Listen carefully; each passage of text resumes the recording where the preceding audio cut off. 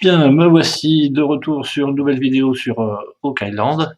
On va pouvoir voir aujourd'hui des choses intéressantes. J'ai pas fait de vidéo depuis un petit moment parce qu'il se passait pas grand chose, hormis la fameuse saga des frères Leguina sur la recherche de ce trésor. On va voir aujourd'hui des nouveaux documents qui sont apparus, qui sont extraits de livres de Scott Walter, qui parlent beaucoup du trésor Oak Island sans vraiment en parler, parce qu'il a beaucoup de choses qui sont occultées dans son livre, donc au final il n'est pas très intéressant.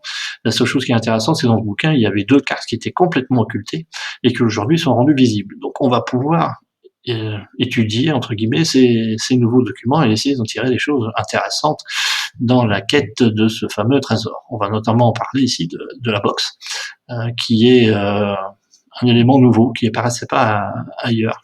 Et on va peut-être avoir une meilleure idée de la localisation du puits. Alors, je marque du puits parce que d'ailleurs dans le document qu'on va voir, il va s'agir d'un puits, mais je suis pas sûr du tout que ça soit le fameux puits de la fortune dont on parle habituellement, qui est vraiment, vous voyez ici, situé ici. Je pense qu'on parle d'un autre puits. Alors, on va voir ces documents.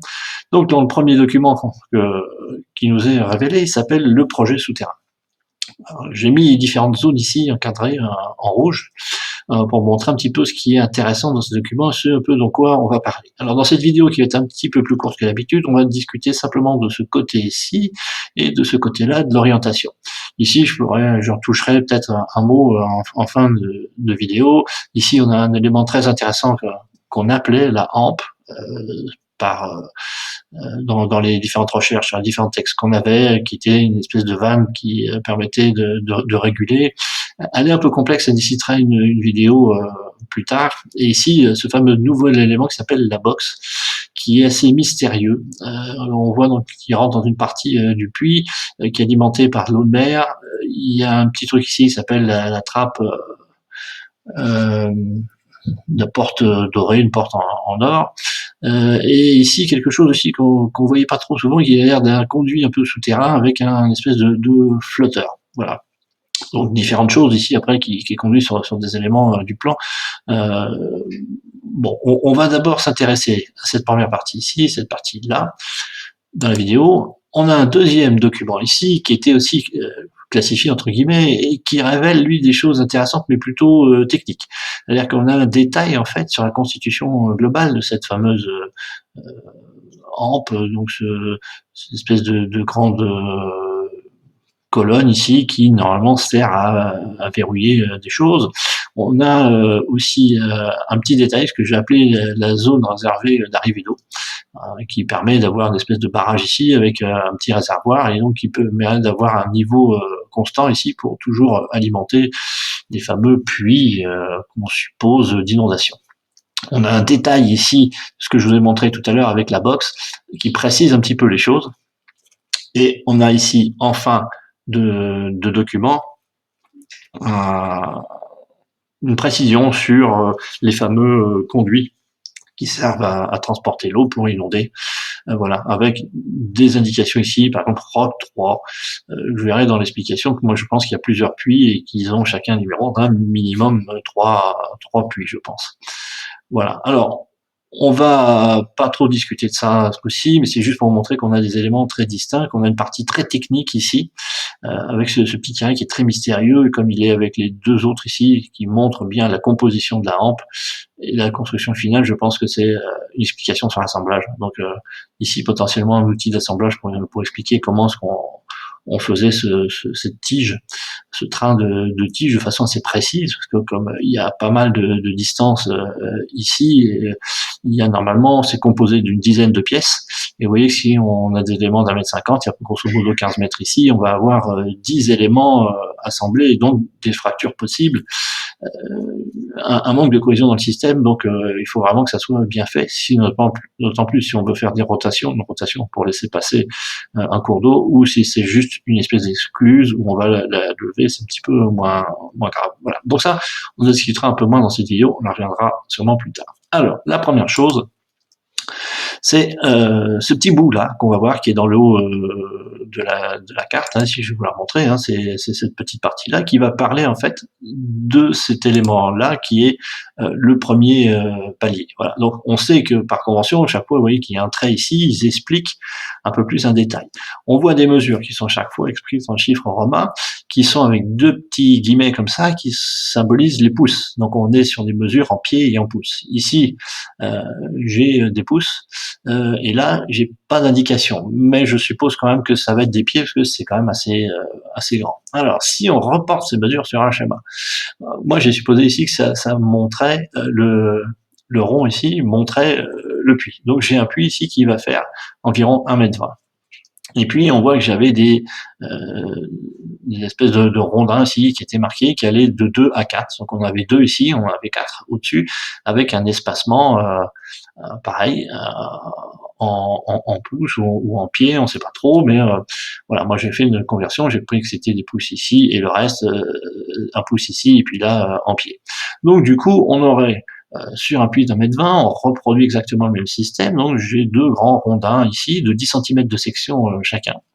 Et au-dessus, j'ai 4 rondins de 10 cm de section avec un espacement de 45 cm. Donc on voit qu'on va couvrir le puits partiellement. Ce que j'ai supposé euh, pour avoir un accès au puits, c'est qu'on va pas descendre directement. On voit que le système qui est proposé là-haut, c'est un système qui permet pas de faire descendre des gens. Vous voyez, on a des petites poulies pour faire descendre des seaux. C'est un système qui a été construit, qui n'a pas l'air très très grand, même s'il est relativement costaud. Je pense que les charges à remonter et à descendre ne devaient pas être si négligeables que ça. La première petite remarque, c'est que ce système-là, il ressemble en rien au puits de la fortune où on avait un chêne ici avec une poulie au-dessus, qui permettait de descendre des charges beaucoup plus lourdes. Ici, on est sur un puits, vous allez voir qu'il va être beaucoup plus petit et beaucoup plus restreint. Alors, on va revenir sur notre modèle, ici. Donc, ici, on a deux paliers. J'ai mis une projection aussi à droite de ces deux paliers avec les deux premiers rondins ici et les 4 rondins ici au-dessus. Voilà. Et un espacement ici dans le milieu et sur le côté. Si on veut descendre, on peut créer des espacements, on voit qu'on en a ici en dessous, au-dessus. Il suffit simplement de glisser une échelle ici, de la bloquer dans la partie basse et de passer d'un palier à un autre. Voilà. Donc voilà à peu près ce que ça représente. J'ai mis une espèce de petit bonhomme schématisé ici pour vous montrer que même si ça fait 1,20 m, c'est pas si large que ça, quoi. Et que c'est compliqué de descendre un trésor par là, ou alors un tout petit trésor. On va voir qu'il y a certaines hypothèses là-dessus. C'est pour ça que je pense qu'on n'est pas vraiment dans le puits dit de la fortune classique qu'on a situé sur le côté est de l'île, hein, un peu en bas, où tout le monde maintenant voit à peu près sa situation. Par contre, on a mis des petites échelles ici, une petite échelle là.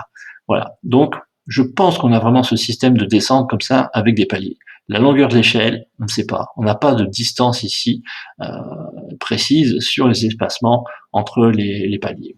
Alors, on peut continuer quand même cette analyse ici sur la première chose qu'on a vue ici, pour voir un peu si c'est cohérent. Donc, si j'ai un système de montée et de descente par des sauts, est-ce que ça peut passer? Parce qu'on voit qu'on n'a pas beaucoup d'espace. Il suffirait simplement de décaler l'échelle en dessous de l'autre pour pouvoir permettre à un saut, vous voyez, ici, de descendre, de faire des remontées. Donc on est sur quelque chose d'assez technique et pas tellement de transport ou de visite, quoi. C'est ce qu'on a assez souvent dans les ouvrages modernes, ce qu'on appelle les galeries techniques, où ça permet simplement d'aller inspecter, d'aller voir, et pas vraiment de réaliser des travaux. Voilà. J'ai refait ici une projection sur la droite, avec des axes ici, pour montrer que si on refait la mesure, on a d'ici au coin, ici, un angle de 40 degrés. Voilà, je l'ai resymbolisé ici, donc ça me permet de le revoir. Mettez ça dans un coin de votre tête, ça pourra peut-être servir un petit peu plus tard. Voilà, c'est une des caractéristiques.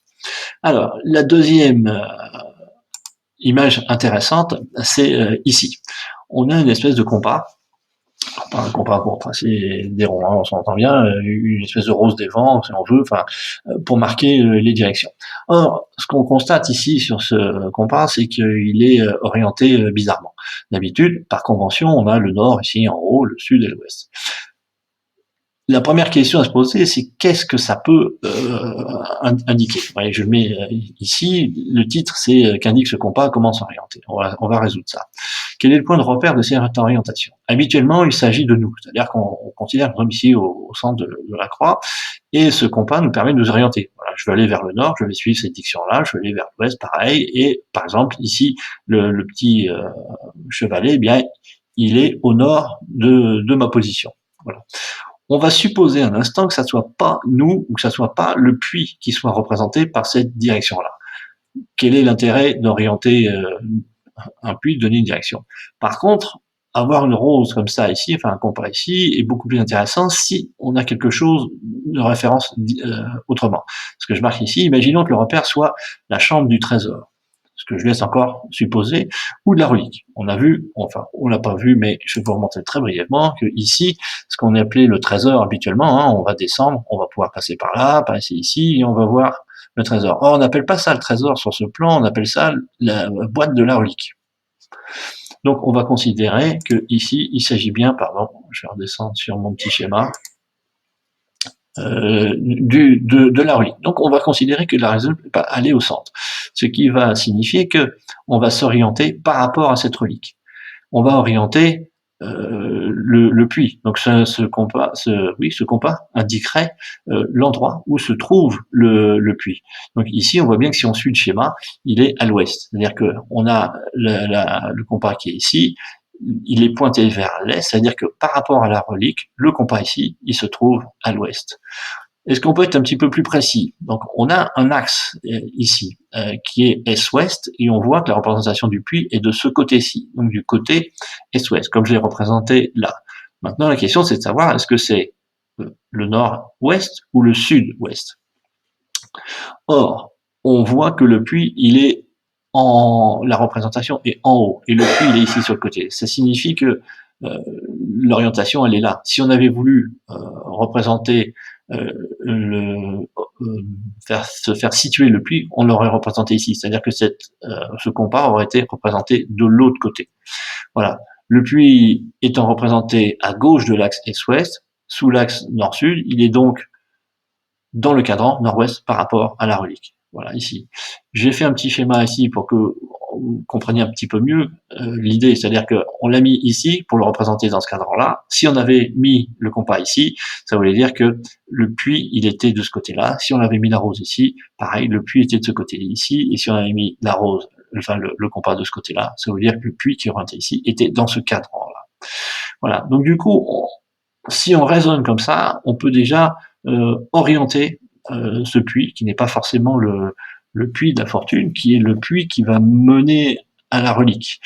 Est-ce qu'on va pouvoir récupérer cette relique? Oui, parce que visiblement, elle doit être beaucoup plus petite, et ce n'est pas le puits de la fortune avec le trésor principal. J'ai une autre, pas animation, mais vous allez voir une autre diapositive sur laquelle on va se servir d'autres éléments pour montrer que c'est beaucoup plus petit que ce qu'on peut imaginer. Et que quand on dit qu'on est sur le puits de la fortune ici, c'est pas la bonne dénomination. Les puits ici, il n'y en a pas de puits de la fortune. À mon sens, il y a 2 ou 3 puits, dont un qui est sûrement le puits qui va mener ou qui a servi à déposer le trésor, et 2 autres qui sont des puits techniques qui vont permettre de résoudre la fameuse énigme de l'inondation, c'est-à-dire comment est-ce qu'on va sortir le trésor lorsqu'il est inondé, ou comment est-ce qu'on arrive au trésor sans provoquer l'inondation et pour y arriver en toute sécurité. Alors, sur la diapo suivante, c'est ce que je vais vous montrer. Une fois dans le puits, à 12 mètres de profondeur, puisqu'on a sur le schéma ici la distance, donc on a une dizaine de mètres, et on va rencontrer un bouchon ici qu'on va devoir dégager sur 1,50 m pour pouvoir accéder à cette galerie ici qui va mener au mécanisme de la trappe, qui nous permettra de manœuvrer des choses, j'ai pas vraiment d'idée là-dessus, et de descendre jusqu'au puits de la relique et de pouvoir sûrement ou déposer ou extraire cette fameuse relique. Alors, on va revenir sur mon ancien schéma, voilà, et on va passer sur le suivant, donc j'étais ici. Donc, il faudra creuser orientalement vers l'est sur 1,50 m pour enlever ce fameux bouchon, pour découvrir le tunnel menant à la rampe. J'ai gardé le thème de hampe, je suis pas sûr que ça soit le plus approprié, je parlerai plutôt de mécanisme d'écluse, c'est-à-dire que où on va faire monter de l'eau, où on va en descendre, Ou alors je suis pas encore très sûr de ça. Donc, la formule, parce qu'on avait une fameuse formule qui avait été découverte il y a pas mal de temps, qui était un peu codée, qui étaient des morceaux recollés, sur lesquels on avait fait une traduction, enfin une traduction, on avait fait un décryptage parce que la formule était quand même codée. Et elle disait arrêtez de terrasser et creuser avec angle à 40. Angle à 40, on a vu tout à l'heure dans l'espacement des paliers, la jonction entre les paliers et le petit arc de cercle, hein, je vais vous remettre le schéma. Non, c'est celui du dessous, c'est celui du dessous, c'est celui-ci. Voilà, ici, on avait potentiellement ici un repère à 40 degrés. Il suffirait simplement de descendre un fil à plomb, de le faire se coincer là dans le centre, et on aurait le fameux angle à 40 par rapport à l'orientation est. Hein, vous voyez, ce chemin que je reprendrai ici. Donc, on descend, on fait sur 12 mètres, on se repère ici avec les paliers qu'on a mis, et on a un angle à 40 degrés pour pouvoir commencer à creuser par là, et atteindre le fameux couloir qui va nous mener au système d'écluse. Voilà, donc c'est ce que j'ai symbolisé ici. Donc on va d'abord parcourir 27 mètres, enfin une petite trentaine de mètres. Alors on va arrondir tout, hein, parce que les mesures, je suis pas très calé avec les conversions des pieds et des mètres, et je suis pas sûr non plus des pieds qui sont utilisés, puisque j'ai des tas de confrères là-dessus qui parlent de pieds différents, donc bon, voilà, grosso modo. Alors c'est pas tout à fait à l'échelle, mais c'est un petit peu la distance que ça représente. On est assez court ici pour arriver au système d'écluse, et on est beaucoup plus long ici pour arriver à la relique. Ce qui fait que comment est-ce qu'on va situer ce puits là par rapport à l'île, on va voir ça un petit peu plus loin. Voilà. Donc là, j'ai remis le système complet un petit peu à l'échelle. C'est-à-dire que ce système-là qu'on a, qui était un petit peu chaotique, parce que vous voyez, finalement, on représente un grand puits, mais là non plus, quand on a des mesures, je vais vous montrer sur la mesure que on n'est pas tout à fait à ça. La mesure qui est donnée ici sur le tunnel, ça veut dire que ça va être 1,80 m de haut, grosso modo, entre 1,80 m et 2 mètres, et 1,50 m de large. C'est pas très large ni très haut.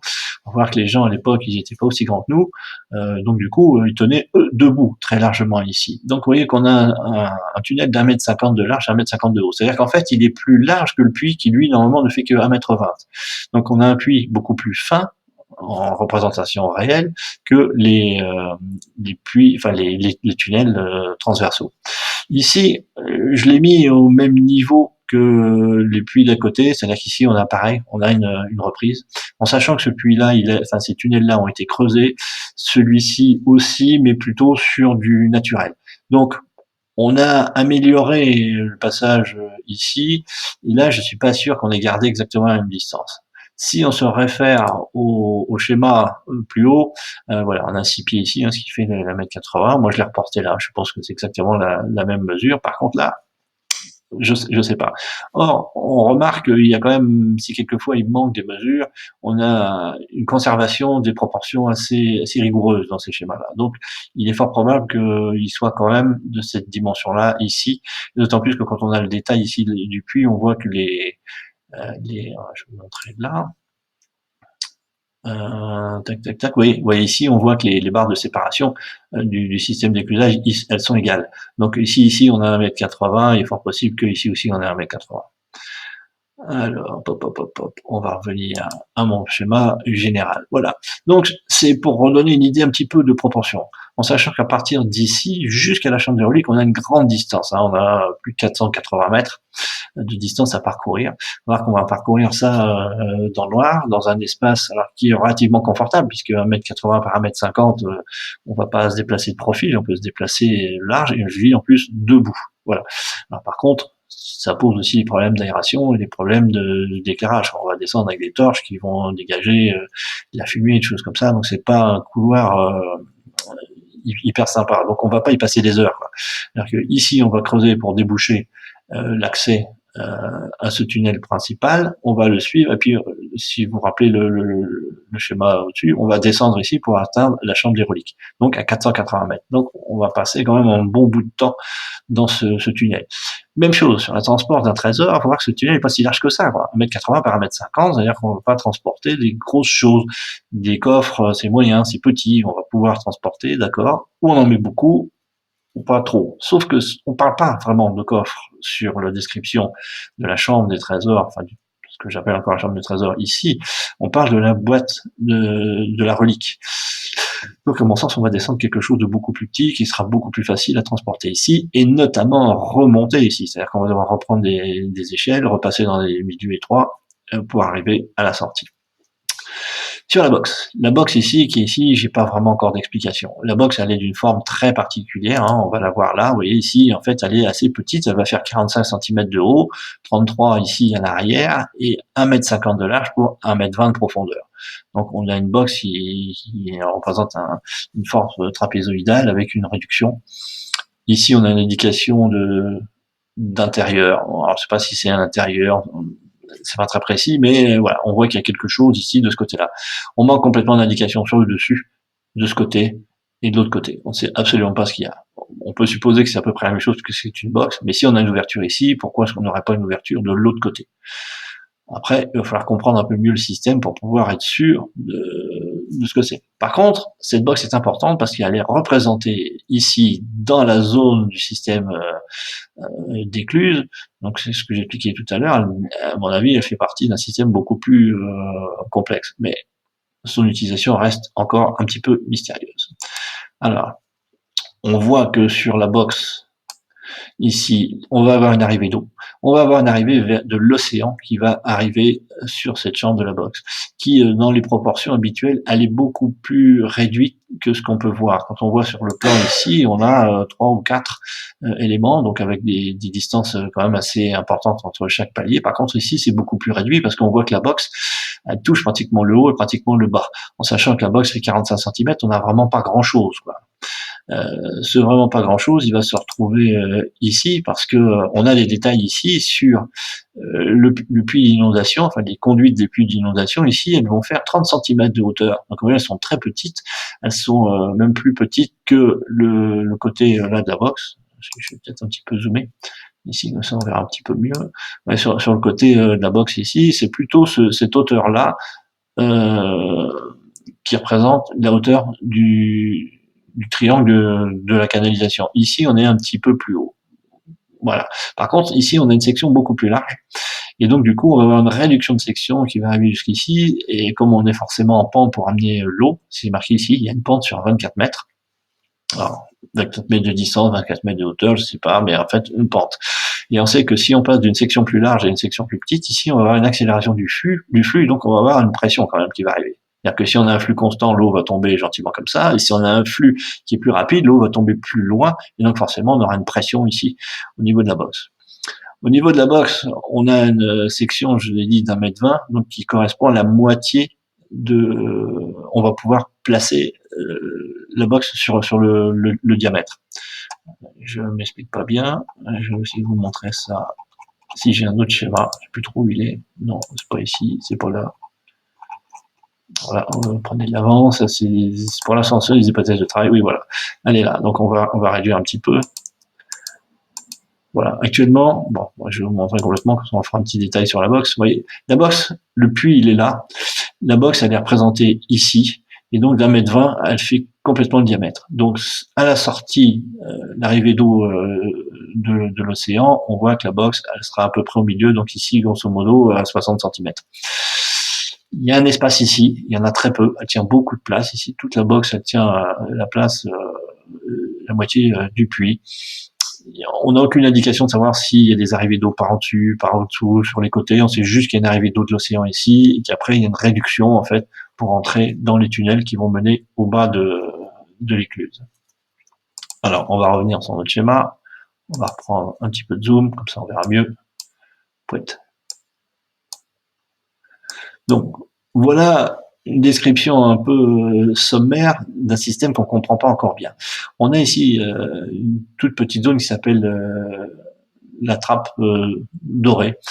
Ce qu'on voit sur le schéma, mon schéma, il est là, il est ici.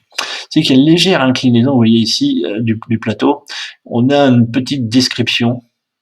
Est-ce qu'on va la voir ici? Vous voyez, on a une toute petite trappe ici, là, qui a l'air d'être un pan, qui peut remonter ou qui peut redescendre. J'ai fait quelques hypothèses là-dessus, j'en suis pas encore sûr, pour ça que je vous les présente pas, mais voilà. On a une espèce de mécanisme ici qui a l'air d'être une ouverture automatique ou fermeture automatique, suivant le sens qu'on veut lui donner, à cette arrivée d'eau de mer. Et on a une espèce de système de régulation là avec un flotteur, le wood float, qui va monter, qui va descendre, qui va réguler quelque chose qui devrait pouvoir bouger, faire bouger ici. Bon, je vais pas m'avancer plus, ça sert à rien que je fasse des spéculations parce que je suis sûr de rien et ça va plutôt embrouiller les choses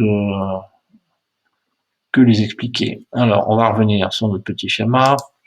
Voilà, donc ça, c'est mon explication, enfin ma mise à l'échelle du système. Vous voyez, il n'est pas si grand que ça en fait, il y a juste une grande longueur ici, mais on n'a pas quelque chose dans lequel on a beaucoup d'espace.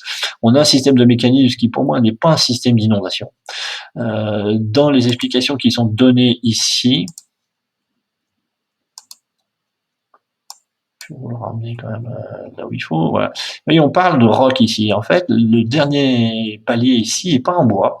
C'est quelque chose de plus solide, de pierre. Est-ce qu'on a un empilage de pierre? Est-ce qu'on a une étanchéité meilleure avec la pierre, une résistance à la pression avec cette pierre qui fait que, en fait, on n'a pas vraiment voulu, on n'a pas tellement intérêt à ce que l'eau monte plus haut que ça. Donc, on n'a pas vraiment créé un système d'inondation. On a plutôt un système, pour moi, de régulation et d'écluse ici avec l'arrivée de l'eau et voilà, tout ce qui va être haut doit rester normalement en bas. On a un système fermé ici qui cache un petit peu l'entrée de manière si quelqu'un tombait par hasard sur le tunnel, il puisse pas accéder directement à la relique. Alors, on va revenir là-dessus, voilà. Donc voilà, donc ma dernière interrogation c'est quelle est la nature ici? Est-ce qu'on a du vide ou est-ce qu'on a de l'eau? Vu que c'est un bois flottant, on a forcément un liquide. Par contre, est-ce qu'on a de l'eau douce ou est-ce qu'on a de l'eau de mer? Est-ce qu'on a une circulation d'eau ou pas? Ça reste euh, pour l'instant un mystère. Ici, on sait très bien qu'on a de l'eau puisqu'on a une indication vers l'océan, donc on va faire rentrer de l'eau de l'océan, donc on va voir, puis comme on a une pente, on va avoir une descente d'eau, on va avoir une alimentation d'eau. Ici, on aura aussi forcément de l'eau puisqu'on a créé un système d'écluses, et donc jusque-là, on va avoir de l'eau de mer. Après, on va voir que c'est pas évident qu'on ait de l'eau de mer.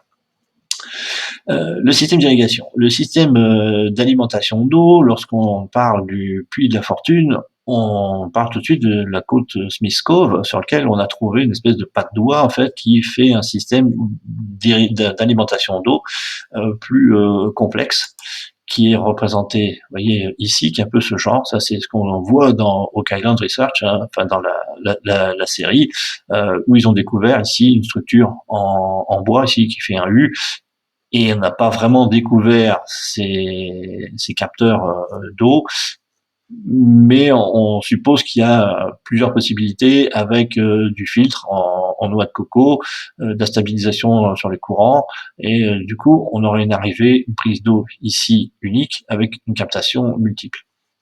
Dans le schéma qu'on a ici, si on n'est pas sur le puits de la fortune, on est ailleurs, on n'a pas forcément besoin d'une captation aussi forte.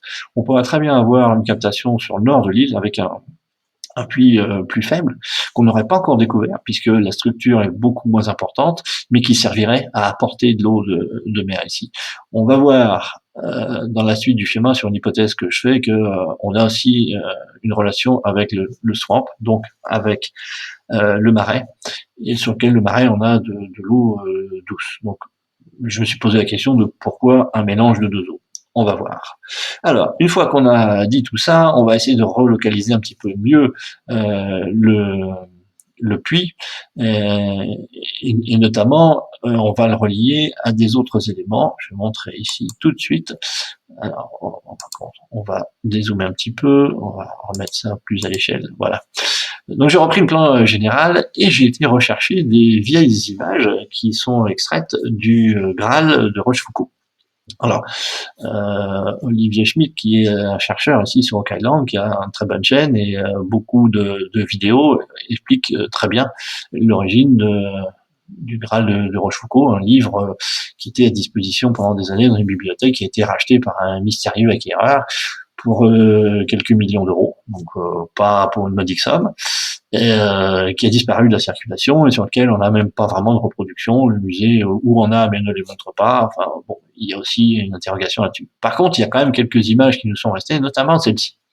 Lorsqu'on étudie le Graal de Rochefoucauld, eh bien elle reste énigmatique. On comprend pas vraiment à quoi elle sert, ni vraiment ce qu'elle représente. Aujourd'hui, avec ce plan, on peut peut-être en avoir une petite idée.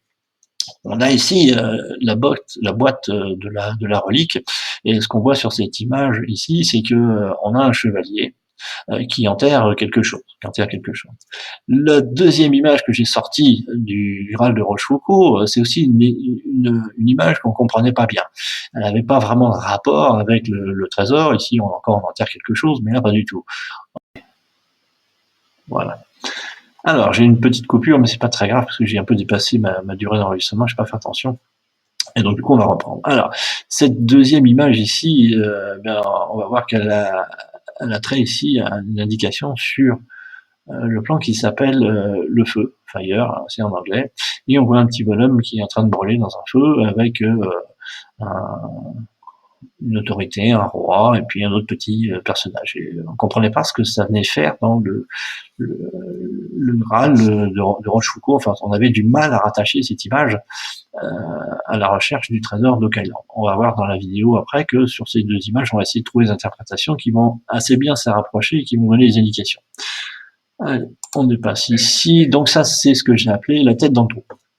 Puisque effectivement, on voit ici qu'on a une tête de roi ici découpée avec un corps qui est sur le côté et quelqu'un qui fait un dépôt. Donc c'est ce que j'ai appelé le chevalier, l'initié, le gardien, enfin, qui va enterrer quelque chose. Et ça, c'est ce que j'ai identifié comme la relique. Alors, on va peut-être pas prendre le terme relique au premier sens, hein, avec le reste d'un saint ou quelque chose de très précieux, mais j'ai gardé la dénomination de la boîte de la relique.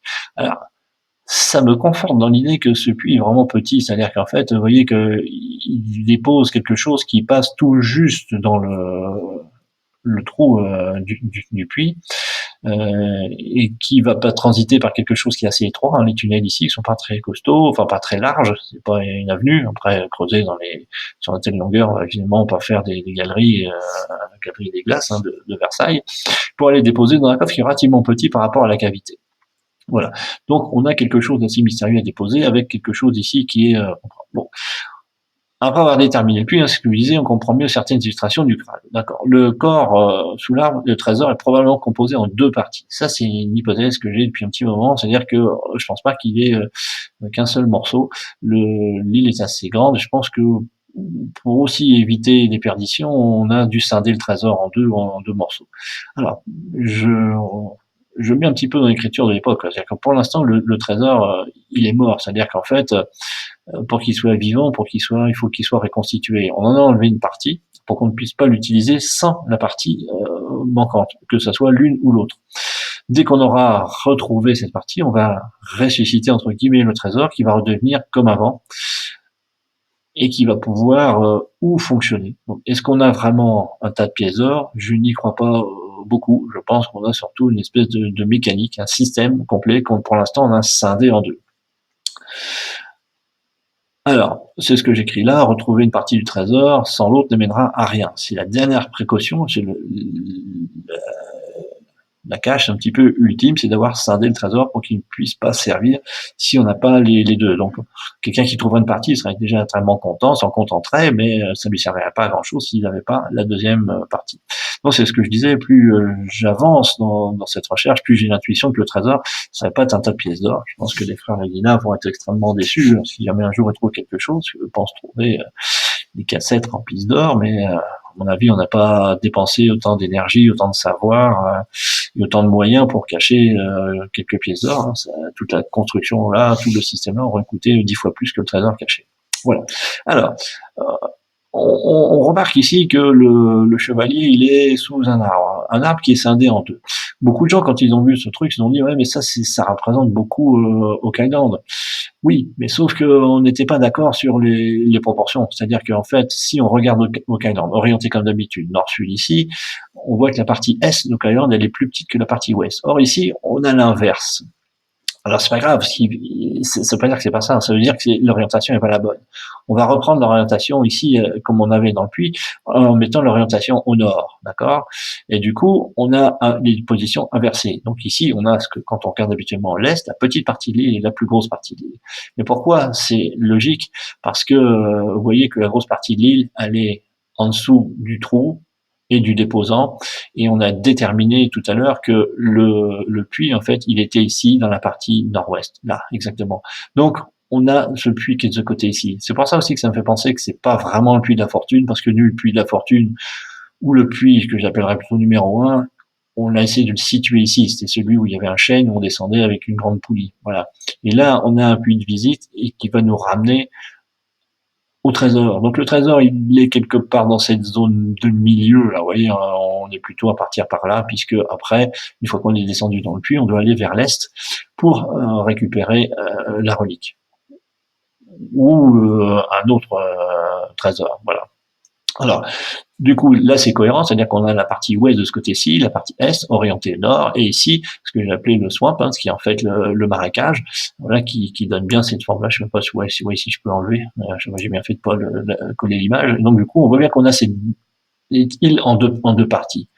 Voilà, donc ça serait tout à fait cohérent dans l'affaire. Alors, on aurait donc du côté ouest la partie de la relique, ou l'accès à la relique. Je vais enlever ça, voilà.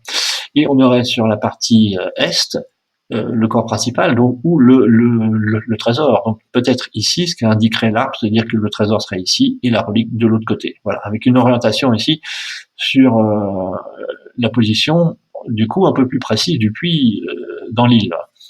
Alors, euh, Olivier Schmitt a travaillé avec un collègue américain qui lui est très pointilleux sur le positionnement, et à partir de d'autres documents, ils ont commencé, et notamment de la croix de Nolan, hein, qui est un peu dans ce coin-là, à établir certains éléments, enfin à supposer le placement de certains éléments, et notamment la trappe, le trou sous la trappe. Le trou sous la trappe, bah, ça serait peut-être bien ce petit puits ici, qui n'aurait pas besoin d'un grand accès, puisque il est relativement étroit, il fait 1,20 m, et donc du coup, on pourrait très bien le mettre sous une petite trappe. Voilà, donc on s'explique un petit peu mieux la représentation si on ramène au puits et si on ramène à l'orientation du puits. Voilà. Donc on a une partie de trésor ici. Allez, on va faire la deuxième image. Donc ça, c'est ce que j'ai appelé le feu dans le trou. Alors le feu dans le trou, évidemment, puisqu'on a ici un pauvre personnage qui se fait brûler vif parce que il est pris dans quelque chose qu'on pourrait peut-être appeler un coup de grisou, qui est au moins un avertissement sur les dangers de ces conduits. Puisque si on remonte en haut, vous voyez bien qu'ici, on a la relique, je vais peut-être vous la montrer. Voilà, on a le coffre, la relique ici avec une poche de gaz. On pourrait supposer que le fait de manœuvrer fasse bouger le gaz qui est certaines fuites, et que du coup on pourrait éventuellement, comme on descendait dans ces puits avec des torches pour s'éclairer, si on tombait dans le gaz, ça nous sauterait peut-être un petit peu la figure, donc il faudra avancer avec précaution. C'est ce que dirait cette image. Si on veut éviter ce danger, donc cette espèce de petit coup de grisou ici, il faut vraiment être très précautionneux pour sortir le trésor. On voit qu'ici on a un personnage qui est couronné, donc qui représenterait une autorité. Vous voyez, et donc sous l'égide de cette autorité, on a un serviteur ici avec une corde, et les deux se regardent. Alors, je sais pas si je vais bien pouvoir vous le montrer, mais vous voyez, on le voit pas très bien. J'ai bougé un petit peu les choses parce que j'ai mis les flèches, mais vous voyez que son œil ici, si on agrandit encore un petit peu, ouais, là on est vraiment limite, je suis revenu un peu en arrière, il regarde vers l'arrière, et lui il regarde vers l'avant. Et en fait, c'est ce que je montrais par les deux flèches ici, c'est que les deux se regardent. Donc en fait, ils sont en communication. Ça, c'est une évidence. Et donc, il y a quelqu'un qui attend les instructions ou les recommandations de l'un et l'autre, qui peut communiquer au loin par l'intermédiaire d'une corde, pardon, à des autres intervenants qui sont en train de manœuvrer des choses pour éviter que ce pauvre personnage-là, il soit transformé en poussière, malheureux. Voilà. Alors, c'est un des des dangers des mines, c'est effectivement ces coups de grisou. Dans l'histoire d'Oak Island, il paraîtrait que certains Big Mac se sont fait avoir, c'est-à-dire que certains ont brûlé. Voilà. Donc c'est ce que je mets ici, c'est que les manœuvres doivent être effectuées au signal avec quelque chose de coordonné, donc sous l'autorité de quelqu'un qui connaît vraiment bien le système et qui peut dire voilà, il faut faire ci, il faut faire ça. Maintenant c'est safe, vous pouvez y aller, parce que sinon si on descend aussi un peu n'importe comment, on a des grands risques. Alors savoir que le gaz est présent sur l'île, on a des chercheurs qui sont morts gazés dans un puits. Alors on ne connaît pas la nature du gaz. Est-ce que c'est de l'hydrogène sulfuré, qui est un gaz de décomposition, ou est-ce que c'est un autre type de gaz, de genre méthane, qui peut se créer par décomposition d'éléments organiques. En tout cas, les premiers qui sont morts en Oak Island étaient des chercheurs et au fond d'un puits. Donc cette menace de gaz, elle est quand même vraiment très réelle. Donc je pense que cette illustration ici est une illustration d'avertissement. Voilà. Du coup, si vous trouvez les choses, ben, faites-les bien, parce que sinon, vous risquez de rallonger la liste. Alors, la diapo suivante ici, qui va terminer un petit peu cet exposé, c'est simplement une hypothèse. On a toujours parlé de système de marée sur Oak Island en supposant que le coffre-fort, alors pour moi qui est pas celui-là, mais un des coffres-forts fonctionnait par système hydraulique, c'est-à-dire qu'en fait en fonction de la marée, on pouvait monter et descendre. Je trouve que ce système de marée c'est vraiment contraignant, c'est-à-dire que ça vous limite dans le temps à l'accès, au temps de la marée, ça vous limite dans la possibilité d'accéder au trésor. Dans ce schéma ici, on a une paire de conduites ici qui arrivent et qui viennent du marécage. En fait, ça indique que par là, ça va au marais et là, ça va à l'océan. Or, du coup, on va constater qu'on a deux types d'eau différentes. On va avoir un type d'eau douce et un type d'eau salée. Pourquoi je m'intéresse à ça? Parce que si on suppose que le système-là sert à réguler non pas des courants, mais en fait une arrivée d'eau, et qu'on va mélanger des eaux ou qu'on va justement séparer des eaux. C'est ce que je vais mettre ici, la différence de salinité, système d'ouverture de la box de la relique, ou pas. Deux arrivées d'eau différentes, ça je vous les ai symbolisées ici, je vous les ai montrées ici sur le schéma, et voilà deux systèmes potentiels de fonctionnement de cette grande boîte ici, de la gaz, du gaz et de la box. L'accès non conditionné à l'état de la marée est un accès illimité. Si vous ne jouez pas sur la différence de marée, mais simplement sur la salinité, c'est-à-dire qu'une eau salée va avoir plus de portance qu'une eau douce. C'est-à-dire que la box dans une eau salée ici, elle va être plus haute que si vous mettez à même niveau. Hein, vous voyez, j'ai fait un trait ici, à niveau égal, que la box dans un système d'eau douce. La poussée va être moins grande. Vous remplissez la chambre de la box ici d'eau salée à ce niveau-là, la box ici elle va monter elle toute seule. C'est-à-dire qu'elle va être plus portée par l'eau salée. Vous avez le tunnel d'arrivée ici, il suffit que la box monte plus haut, coupe l'arrivée, et puis vous n'avez plus accès. Si vous changez cette eau par système de vanne, vous évacuez l'eau salée ici, vous la remplacez par de l'eau douce à même niveau ici, à niveau constant, eh bien la box va moins flotter et elle va descendre ici. Et du coup, vous allez libérer l'accès par le tunnel et vous pouvez avoir un accès de la box par le haut. C'est-à-dire en fait, vous voyez, j'ai fait une petite porte ici. Quand la box est en bas, ici, vous pouvez ouvrir la porte, récupérer ce que vous avez besoin ou y mettre ce que vous avez besoin. Par le système d'écluse et de vanne, vous changez la salinité de l'eau et la box va remonter et on va fermer le système. Voilà. Alors, l'eau salée est plus dense que l'eau douce, c'était une évidence, et plus la température est basse, plus la poussée est élevée. Ça aussi qu'il faut savoir, plus vous avez travaillé avec de l'eau froide, plus vous avez augmenté la poussée de l'eau salée ici, ce qui est quand même le cas. Donc, à 20 degrés, la différence entre de l'eau salée et de l'eau douce, elle n'est pas énorme, mais dès que vous allez descendre dans des températures beaucoup plus basses, vous allez avoir une poussée plus forte de l'eau salée par rapport à la poussée de l'eau douce que si vous étiez à l'extérieur à 20 degrés. Quoi. Voilà. Donc ça aussi, c'est ce qui fait que ça peut très bien amener un mouvement de la box assez important. Alors pas si important que ça, parce qu'on suppose que le tunnel ici il est relativement réduit, quoi. Donc on va pas devoir couvrir plus d'un mètre ou des choses comme ça. Donc la poussée n'a pas besoin d'être énorme. C'est pour ça que le trésor doit être petit, parce qu'il n'y a pas beaucoup de possibilités de mouvement de la box. Voilà. Une des hypothèses à travailler, sur lequel je réfléchis, je trouve que il y a plus d'avantages à travailler sur la salinité de l'eau que vraiment sur le mouvement des marées. Alors, si on travaille aussi sur le mouvement des marais, on va revenir sur le début. Non, je l'ai pas mis là, je l'ai pas mis là, je l'ai pas mis là, je l'ai mis ici. Voilà. On a ici aussi dans le schéma des indications de marée, hein. C'est-à-dire qu'en fait, on a des marées hautes et des marées basses avec une différence en hauteur de 40 centimètres. Donc, vous voyez, assez faible de toute façon en, en espacement. Donc, si on veut ouvrir ou fermer la porte, on n'a qu'une petite porte. On n'a qu'une petite porte d'une quarantaine de centimètres. Un petit peu plus si on est sur du temps de, comment ça s'appelle, ce qu'ils appelaient storm de tempête, où là, effectivement, on a des différences de marée un petit peu plus hautes, mais la période de tempête reste quand même assez peu courante. Et du coup, si on a des tempêtes, on est plutôt en hiver, l'accès de l'île est beaucoup plus difficile. Voilà, voilà. Donc, un truc un petit peu plus petit. On va arriver à la conclusion. Je fais quand même une petite conclusion, pas parler son temps. Bon, voilà, le résumé de l'affaire. J'ai une vidéo, je voulais montrer ça. Oui, ça c'était la box. Donc ici, donc le résumé. On a un schéma qui n'est probablement pas celui du puits de la fortune, pour la raison que je vous ai expliqué, hein, la faible section, le système de levage en place, pas de poulie, pas d'arbre, hein, donc on n'est pas du tout dans le même contexte, pas de système de piège, uniquement un système de régulation d'eau. Un appareillage qu'on n'a jamais vu auparavant, on n'a jamais parlé, qui est la box, qui est pour moi un système d'accélération d'eau, de pression, plutôt que de je sais pas quoi. La distance non compatible avec d'autres documents. C'est-à-dire qu'il existe d'autres documents qui ont été trouvés, qui parlent du puits de la fortune, sur lesquels on n'a pas les mêmes distances, pas du tout les mêmes mesures. Forcément parce qu'on n'a pas les puits au même lieu, quoi.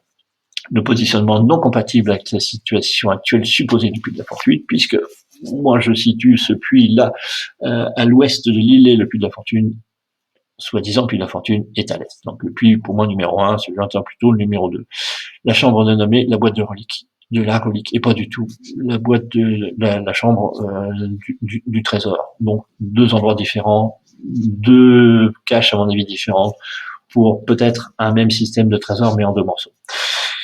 Alors, ce qu'on a avancé, c'est quand même sur l'hypothèse de la localisation du puits. Donc, ces schémas n'ont pas été, même s'ils sont très techniques, à mon avis, pas du tout, c'est pas des plans d'architecte, des plans de situation.